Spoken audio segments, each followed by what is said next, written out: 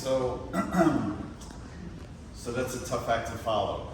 Simana's a very, I think, very inspiring story. Yeah. Okay, of not just how she arrived and what she's done here, but what she's been able to do back in her homeland, right? And so I'm curious to learn a little bit about you all. Okay, now that you've learned or you've heard a little bit about her social enterprise, which is, I made the mistake. Initially, I was like, oh, that's nice that you have this not-for-profit. And she said, no, we're definitely for-profit, okay? We're trying to make money because we want to provide a stable, steady income for these women, okay? It's not, as we discussed, it's not about giving handouts or giving them fish, but teaching them how to fish, how to survive, right? And so then there's also, I think you forgot to mention, I don't know if you mentioned that then there's the orphanage, right? So then to support the social enterprise, but the orphanage, by the way, she named after her father. She said, I think very quickly, the Patrichega village, but I was moved to learn that actually then she named it after her father. So it's a very important component of the whole operation. So now I'm learning a bit about you guys. I'm curious, this is an entrepreneurship class, right? So how many of you just want to make money? I'm just curious whether you're looking to start for-profit, purely for-profit, or does any of this sound appealing at all? Like, it'd be nice to have a social component to whatever I start. Your hand shot right up, I want to make money. Yeah, Right? because like I can't live or do nice things for other people either. So That's true. being a base, right? Yeah, but you can make money doing good. That's what I was gonna say. I feel like it's easier to first make money and then do good, because then you have more reasons to do more good. You're not gonna wanna do good once you make a certain amount. Screw everyone else. Actually, the only way, one of the reasons I have a lot of friends who are very wealthy and then they start a foundation is the only way they do that is because now they have all this money and now they must give a bit. It's not because they really want to give. It's because it's a 501c3. But you know what? You can do that too. Yeah. You can make lots of money and give some. It's okay. It's okay. It's No judging. not judging. Well, it's just honest. Honest is good. Honest is good. But some of you do want to start some operation with a social component, yeah? Like what kind, or how, what's your vision for that? I think like I feel like her story is so empowering, especially for someone who's an immigrant like myself. So like seeing someone giving back to their community, it is really amazing and the way that you're doing, because like you said, you're not just like donating, you're like learning them, teaching them to like walk by themselves. Yeah.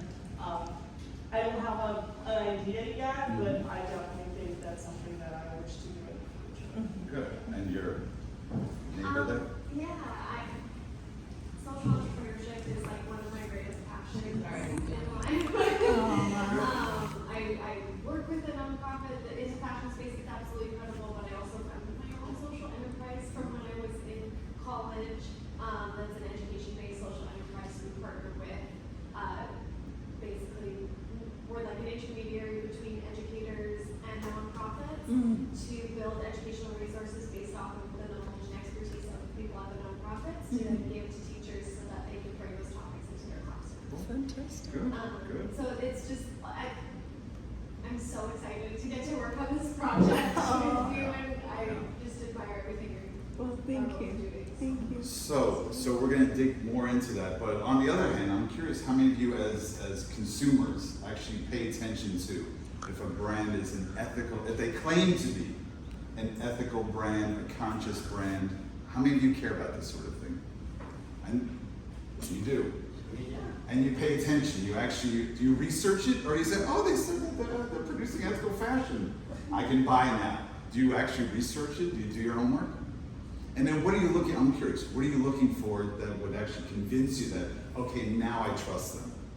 It's not just words, a snazzy advertisement or something like that, yeah? How does it convince For you? me personally, it's the slowness of the brand, because I feel like there's so many brands that even if they are implementing like really interesting sustainability strategies and stuff like that, if they're continuing to produce clothing at such a fast rate, you're never going to be able to like keep up with like no amount of sustainability infrastructure is going to outdo what you're producing and continuing to produce.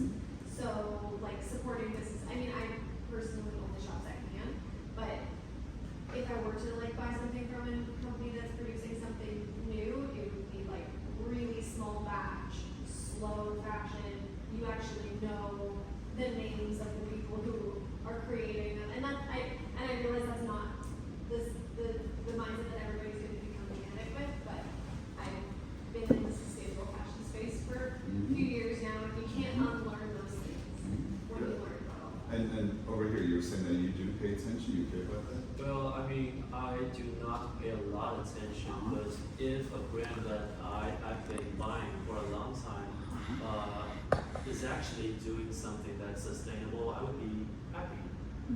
And that actually add up the value of that brand in my mind as a consumer. So I'm curious though, when you're looking at a brand and they say that they're sustainable, are you looking for actual evidence that they are sustainable beyond words? You know, because I'm sure you've heard of greenwashing and stuff, right? So we all need to become more skeptical consumers. Oh, yeah, I see, I got you. So I have never done such research, like a deep research into how the brands actually acting in terms of sustainability. I just see there might be a tag of sustainable material or something, but I do not dive deep into that. Okay, this is what I want to talk about today, okay? And by the way, I think one thing I'd say, one I forgot to mention, did you mention the tags on clothing with the faces, with the faces of the women So as a piece of evidence, yeah, right? Yeah. So for one of the reasons this high-end, some of the brands that work with us, as a private label, remember it's their brand name, right? So Oscar de la Renta, right, on the side. But what's gonna make that garment different that we made is they want these hang tags that tells the story. That's how they sell. So regardless, so it's almost like they're marketing for us. So for every clothing we sell, it comes up with the story of the women that make it. But I think Michael is saying you can do better than that. You can put a photo of the woman. I think you can, for whoever's doing fashion, if you can put a barcode and they scan it on each tag, and then it goes to a website that, link in the site that tells the story. These are all of the women. This is where it's located. This is how long it takes. This is when they have their breaks. These are the hours that they're working. So it tells a story on each tag. And we need to, we need to make sure we're trying to get you into Neiman Marcus as not private label, but as BB Rabbi. Awesome. Okay, that's our goal here. Yep, sorry, go ahead. Yesterday, I did a presentation on blockchain, and that has the whole journey of the clothes. Yeah, of course, So yeah. that's all I want to say. So blockchain is expensive to implement. If you do a barcode and you're telling the story, I think that would be for whoever's doing fashion, and it possibly may be you, but I'll think about it.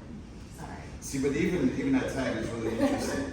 I mean, if you think about even your psychological, your emotional reaction when you see a tag, it may warm the heart and maybe it's an extra $1 or $2, but you hope that the money's really going back to that woman, that they're not just lying to your face, you know, and copy pasting other face and all that.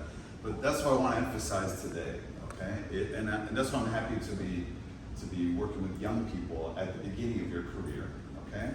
Because my background is not in fashion. My background is as a foreign correspondent and international journalist, who then became a professor of international journalism. And then over the years, I've been fortunate enough to live in Europe, Africa, and in China, teaching at universities in Southern Africa and in Beijing, Shanghai, Hong Kong. I don't know if there's some Chinese students here, but and so then over the years after I lived in Africa, in Southern Africa, in Lesotho. I'll bring up a case study soon. Then I was working for nonprofits and helping them try to prove their impact on the ground, okay? And so that's what I want to talk about today, because I can imagine each of you has some great ideas of things you'd like to try, okay? And produce and to build your own little empires, okay? But nowadays, studies have shown that the audiences are becoming increasingly sophisticated, okay? I mean, it's one thing if you're trying to appeal to sheep-like consumers. We're gonna blindly, you said it's sustainable, you said it's ethical, you said it's green, eco-friendly, that's good enough for me, okay?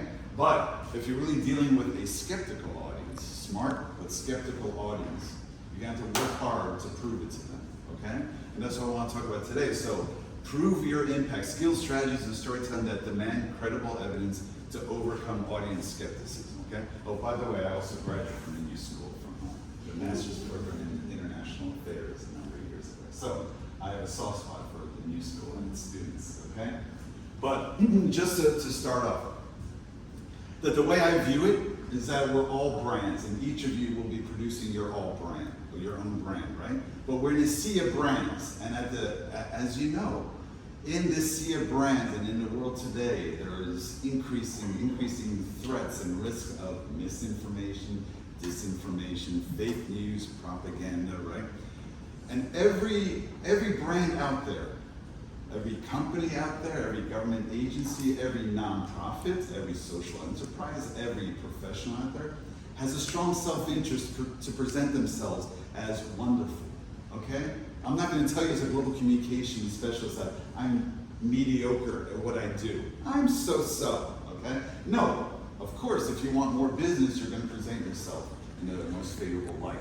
But then you're dealing with a skeptical audience. How can you prove to that audience that you are truly as good as you claim to be, okay?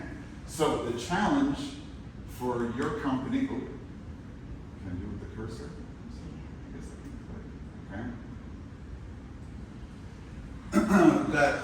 I know it's a lot of text. I know that you shouldn't do a PPT, but in case I ever send the PPT to the class itself, okay? That because every organization, we all have a powerful self-interest. Each of you is going to one day say, our product is the best. You're going to try to minimize or maybe even exaggerate that we're doing no harm to people, planet, animals, that sort of thing, right? And so we all face two challenges, okay? Each of us has a brand. First of all, to prove that we are who we say we are and that we do what we say we do, okay? Because again, there's so many liars and scammers and people out there trying to harm us, right? And more than that, more challenging is to prove that we are exactly as good as we claim to be, okay? And then I realized over the years of doing this, first as a journalist, but then as a communications specialist, is beyond these happy words of how wonderful we are, okay?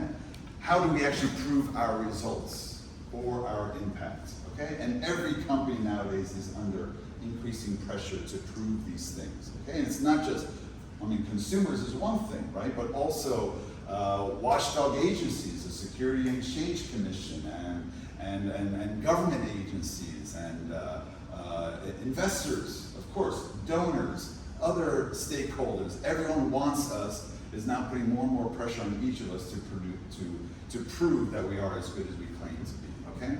So this is not only a form of strategic communications, but for your sake too, it's also a question of media literacy, right? We do not want to be the ones who are duped, but we also have to imagine our own audiences that, hey, we want to be smart and skeptical, we should also imagine appealing to a smarter and more skeptical audience. So to raise our game as to how we communicate, okay?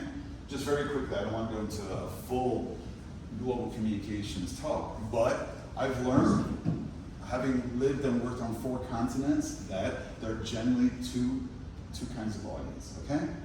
With all due respect, many consumers out there are sheep-like. Okay, they may be our family, our friends, okay? We still love them, but we know that they're a little sheep-like, okay? That if you say this is the best phone on the market, hey, I heard this is the best phone on the market, all right? Across the street is New York City's best pizza. According to whom is it the best pizza, okay? Award-winning pizza, right? Then, so appealing to these folks is not sustainable. You can trick them once, okay? Maybe twice, but you can't keep tricking them. Okay? Versus our real target audience, if we really want to appeal to a more elite audience, are the critical thinkers out there, okay? Who then will demand that not only that you have the words on your website or your social media channels that, oh, we're doing great things in Kenya, but then we'll also provide the content to prove that. And as I often say, what kind of content? It must be credible. First of all, concrete, it must be specific evidence, it must be credible, meaning believable, and even verifiable, okay, often with a hyperlink, okay, showing where exactly you got this information, your research, what is your primary source, all right? So actually just tying it to Siamanda's project, okay, and what she hopes you'll all be able to achieve, this is really a golden opportunity for this class. And one reason I was excited to come in is because the business side of things is obviously very important to help her rebrand, reimagine your collection, all that. But also the challenge of then proving that she is truly having that kind of social impact on the ground that she claims to have, because not only is she making a difference in the lives of women, okay, you have to imagine the trickle-down effect too. I was fortunate enough to have lived in Southern Africa in Lesotho for 4 years, okay? So that's why when we and I talk, I can visualize, because where I lived in Lesotho has the world's 3rd highest rate of HIV infection, and the place is filled with HIV orphans and HIV caregivers and all that. So not only is she trying to provide a steady income to raise the standard of living for those women and their families, but ultimately trying to break the cycle of poverty, even for communities, okay?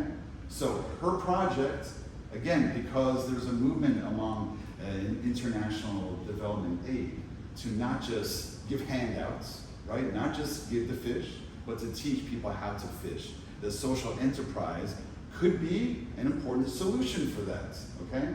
And if you guys can help prove, again, this is now the communication side of it, right? I mean, global supply chains and coming up with brands and new clothing items and all that, that's one thing. But communicating, if you're able to help Siamanda and I prove her social impact, then that social enterprise could become a model that could be applied elsewhere, not just in Kenya, but even elsewhere in Africa. If it works there, why not? Okay, then that's why. I mean, you saw that she would like to apply to all these different agencies for grants, right? Guess what? They're not going to just throw money saying, hey, that's great, you're African, here you go, okay? Because over the years, they've become smarter, savvier. They had to deal with taxpayers giving their money to these agencies or to donors who say, we don't want to be we don't want to be tricked, curse, okay? We don't want to be BS in this situation.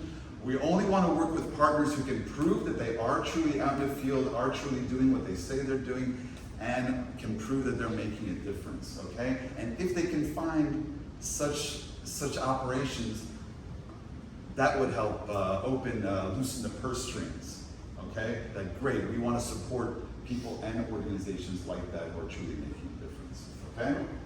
So, just to let you know, I came up with this definition for myself, MJ, that's me, okay? What I practice, even with Siamanda and others, right now I'm working with 3 different African organizations, one in Kenya, one in Nigeria, and another in Ghana. And what I emphasize is what I call strategic storytelling for a purpose, okay? It aims to achieve a strategic objective, okay? Especially when you or your organization, your company, and you'll see one day, is under pressure to prove something, anything, okay? Then the key component of this content, again, I'll say it over and over again, I don't mind. Concrete, credible, verifiable, evidence presented transparently, okay? If you've got the results, you know you're doing good, okay? We've got the evidence. Then you have nothing to hide. We'll show it as transparently as possible, okay? On our website, on our social media channels.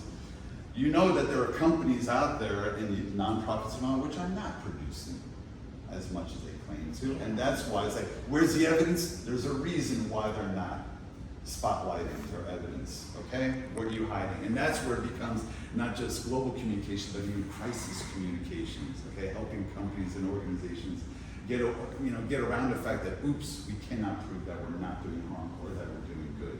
I just wanted to add, Yes. when you all are telling the story of Bibi Rabi or any, I don't want to see anything that says poor or third world country. I will definitely deduct points for that. And the stance that you're taking for Bibi Rabi is that there's a lot of innovation on the continent of Africa, talk about Africa and as if it's one country. I see that often with students. And when you're telling the story, you're not telling the story as if like you feel bad for Bibi Rabi. It is that there is skilled women who have skills that we do not have here in America. They're super innovative in how are we going to tell their story. And I don't want a handout. because we're so amazing, we don't need a handbook. That's the way that you're gonna tell the story for the brand if you're working with BB Ravi. Yeah, and then one key word that's come up is empowering the women as well, right? To really, that's why even talking to Siamanda, I remember when we first met 6 months ago, where I could see, because I've been, again, fortunate enough to live in Africa and work with different organizations, I can see the bigger picture, which is, hey, all these efforts to try to break the cycle of poverty, okay, right? I mean, I don't know if anyone here is from China, but I lived in China where over the past 40 years, part of their efforts were to pull 800 million Chinese out of poverty, okay? Now, again, there's pressure then to prove that they've been able to do that. How exactly have they been able to prove, to produce such results, that sort of thing, and is it applicable elsewhere? So I often use this journalistic phrase, which you'd be well served to embrace: show, don't tell. Okay, don't just tell you're doing wonderful things, but show. Okay, and again, it comes down to confidence. If you know that you're making a difference, then of course you're happy to share these things. If not, you're a little sketchier, a little more uneasy about it. You know what? I'll try to breeze through a bit more. I just want to show one case study here. Okay. So I lived, like I said, in Lesotho, this tiny African kingdom high in the mountains of southern Africa. This is what Lesotho looks like, okay? Most of the Basotho people live in the mountains. In fact, Lesotho is home to the only skiing in Africa. That's how high the mountains are, okay? So I was fortunate enough to live there for 4 years because my wife, now ex-wife, she was number 2 for the United Nations down there. So our 3 kids and I followed her there for 4 years living there. And so when I was there, I was very inspired to then figure out what I could do. All my background was in international journalism and teaching international journalism. So it was there that I learned to apply my international journalism skills to global communications, to working with various NGOs and government agencies to try to prove their on-the-ground impact, okay? And one American NGO hired me for 5 years. They've been providing funding for HIV orphans, okay? Trying to make a difference. Again, it was a huge problem, devastating their society, okay? And they sent me up 2 trips into the mountains for 1 week at a time to interview 24 HIV orphans and caregivers, okay? And this was, just to jump ahead, then those stories, I interviewed these women and children, shot their photos, and then wrote their stories, and then it was published in this ebook by the organization in an effort to prove their real impact. But what I want to share with you was the strategy that I came up with for how to tell the stories, okay? This was one woman I interviewed, and I shot her photo. Now, she was HIV positive. Her husband had infected her with HIV, and she already had 3 children, okay? And they wanted a 4th child. But she was HIV positive, and so she did not want to. One of the most common ways of transmission is mother to child through an unborn child, so passing on HIV to an unborn child, right? And so this organization carried out various trainings in the mountains and working with health clinics to try to educate women like this that, hey, if you get tested, if you learn your status, and you get on the meds, all the folks that are given free medications, the antiretroviral treatments. If you learn your status and you get on the meds, and you're being monitored throughout your pregnancy, it's possible to give birth to a non-HIV infected baby, okay? Now, what was interesting about this is she faced a choice, okay? She had a choice.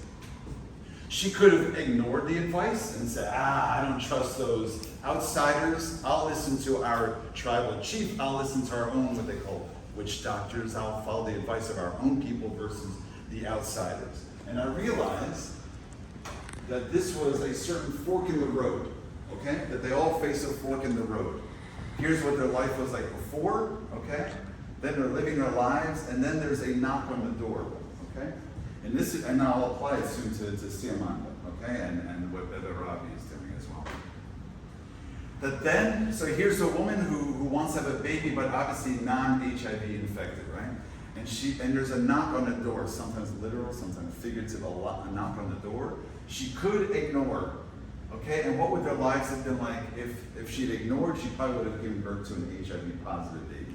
Instead, she heard, she listened, she said, I'm going to trust them. And then, and here I am interviewing her, okay? And then why did you take the advice? Why did you come down from the mountains to the health clinic? Why did you trust?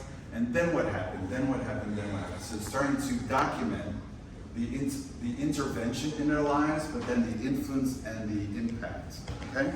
And it turns out that then ultimately she did give birth to an HIV negative baby, okay? Now, with Siamanda's situation, I just want to apply it to her, okay? Because she told you the story of Cecilia, right? She told you this woman's story, Cecilia. Now, Siamanda and I were working on this presentation this week, right? And initially, with all due respect to Siamanda, she has many talents, many skills, okay? But this is how she had written the original description. She was going to introduce, I want to introduce some of the women, at least here's Cecilia, okay? Cecilia's been working with Beveravi for more than 10 years, like many other women at Beveravi. Cecilia's a sole provider for her 13 children. Wow, okay, it sounds hard enough, right? Beveravi not only provides her with a source of income, but also with a community of women with similar backgrounds to connect with and enjoy a reprieve from the challenges back home.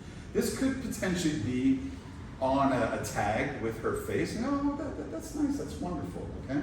But then in sitting with her, I was like, whoa. This only scratches the surface of the real impact, okay? Because if you read this closely, I don't know if this is if the text is too small, okay? I said, whoa. What was her life like before? Before Beveravi arrives on the scene, before 10 years ago, okay? So we have the first sentence. First of all, she had, again with all due respect, she forgot to mention that she's an HIV widow, okay? This matters because to much of the international community or the Western world, HIV, okay? So again, psychologically it touches the audience that it's an added burden, and not only is she a single mother, we think, oh, single mother, okay, I understand. No, HIV widow, sole provider, okay? I said, what was she doing when you first met her?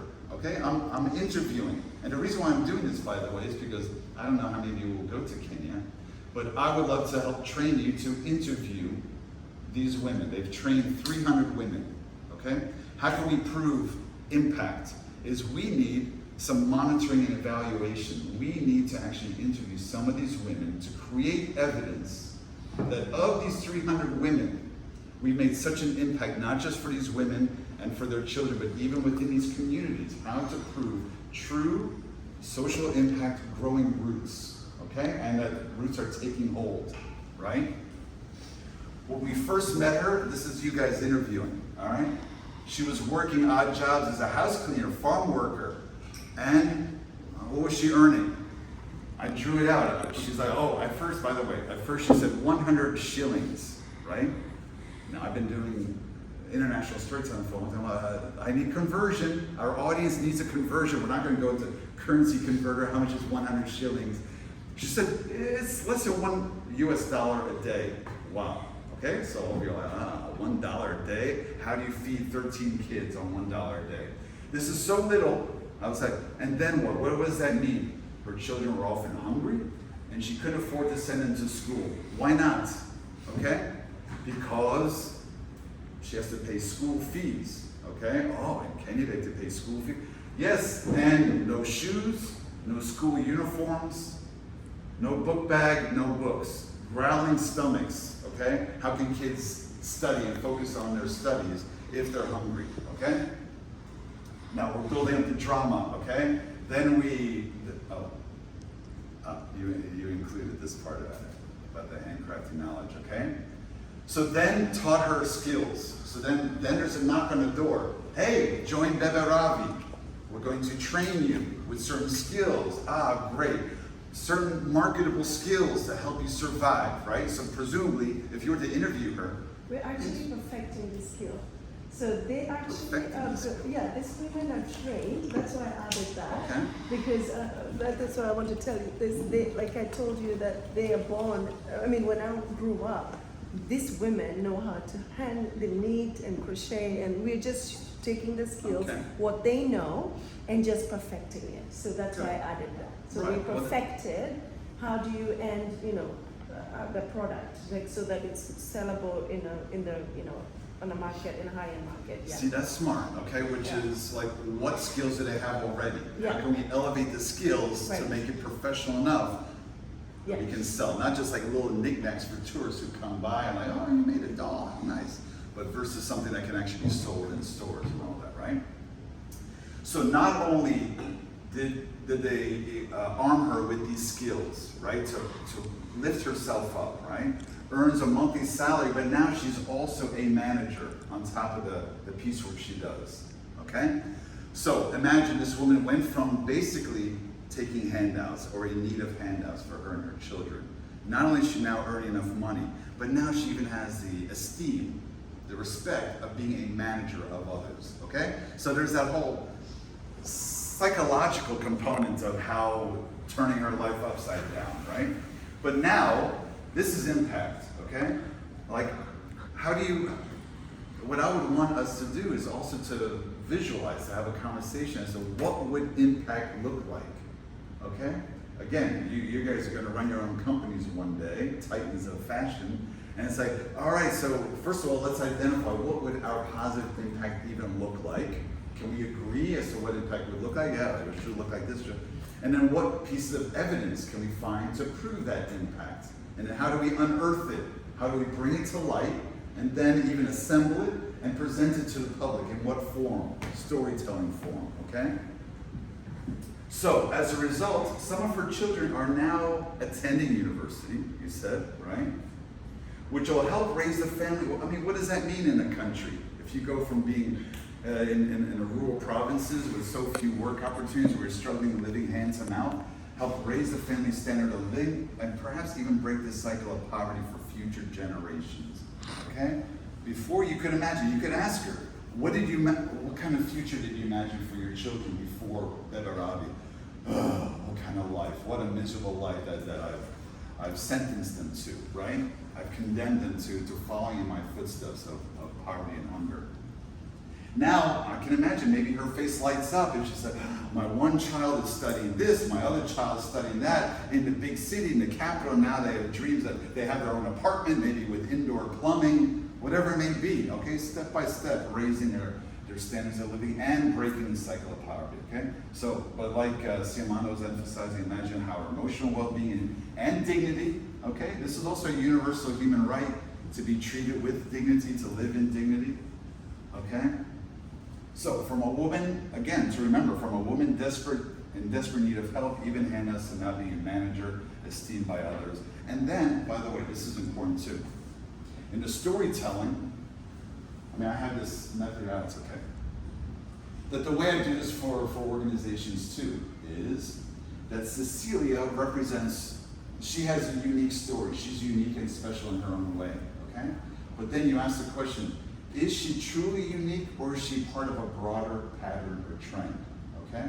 And if you're able to interview and draw this content, then we can write a story about Cecilia where we open colorfully talking about her life before, then what happened after. It's a simple before and after formula, really. But then you can say, in fact, Cecilia is not alone. She's one of 300 women who've been trained and positively impacted by our company, by our social enterprise. So now you're open from one story, but recognizing the symbolism, what she symbolizes is part of a broader pattern or trend. You could even say, in fact, Beverabi is not alone. It's one of a growing number of social enterprises in Africa itself. I mean, a foreign correspondent could write a story about the rise of social enterprises in Africa using your company as one example, as the spine of the story, and then but broadening it with lots of facts and evidence to create a story for the New York Times, BBC, what have you. In fact, maybe I'll pitch it at some point.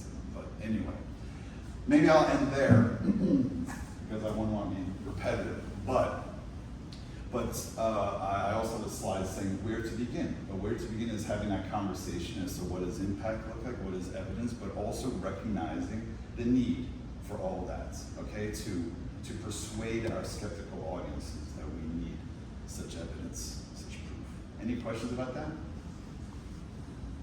Yeah, but it might not be very relevant. Yeah. My question is, what does verifiable mean? Oh, Yeah. it's It's good to know. It's good to know. What does it mean? it's French for Beravi. It's like baby delight. When I started it, remember my story? When I started, it was like a baby idea, a baby line, and so I thought, not many people think if it was going to be a high-end line, not many people would imagine, a very like something very beautiful coming from Africa because of the narrative. Like Africa doesn't make high-end luxury goods and clothing, so it's like let's make it French. So we made it French. So Baby Ravi is actually French. I thought it was also Swahili. No, No. Bebe? No. Bebe, yes, as baby, but Bebe is also Oh, okay. French. Ravi is Put the delight. accents It's to baby French. delight. Okay. It's a baby delight, but now it doesn't really mean any. It doesn't really have. That's why I just use it as one word because now we do everything now, and we just have that name.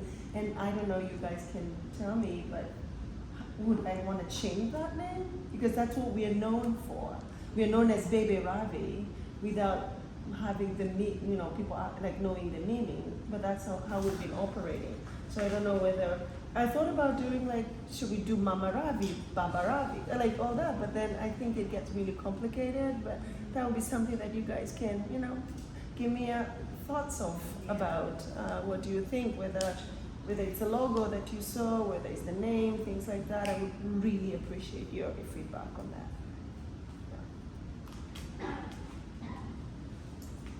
Any other questions? So it's not a question or a comment. I'm really interested in your brand's framework because so I'm from Nigeria and my family friend came to the brand that's exactly the same framework. Yeah. So it's really going into certain villages in Madagascar and like kind of making it more professional, like the way knitting and weaving is done, and then they create these bags. I don't know if you've heard of it. It's called Made for a Woman.